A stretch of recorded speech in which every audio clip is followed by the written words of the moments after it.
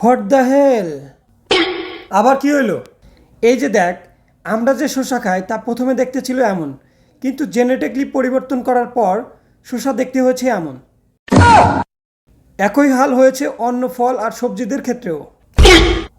এই যে কলা প্রথমে দেখতে ছিল এমন, কিন্তু জেনেটিকলি পরিবর্তন করার পর হয়েছে এমন। এটা তরমুজ প্রথমে দেখতে ছিল এমন, কিন্তু জেনেটিকলি মডিফাই করার পর দেখতে হয়েছে এমন। টমেটো প্রথমে দেখতে ছিল এমন, জেনেটিকলি পরিবর্তন করার পর এমন।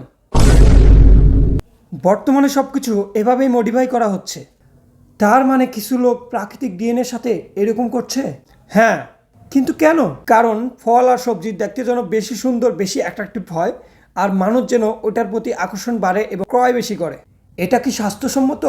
না, এটা একদমই স্বাস্থ্যসম্মত না। কারণ এই জেনেটিক পরিবর্তন করা ফল সবজি মানুষের খাওয়ার ফলে রোগ ব্যাধি অনেক বেড়ে যাচ্ছে। এটা তুমি কিভাবে বললে? এটা আমি বলিনি, বিজ্ঞানীরা বলেছে, তারা রিসার্চ করে এটা বের করেছে। প্রমাণ কি? দেখ, আগের মানুষ ন্যাচারাল ফল এবং ন্যাচারাল সবজি খেত।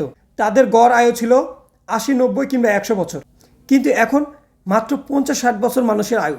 ৪০ বছর বয়সে মানুষ বৃদ্ধ হয়ে যাচ্ছে।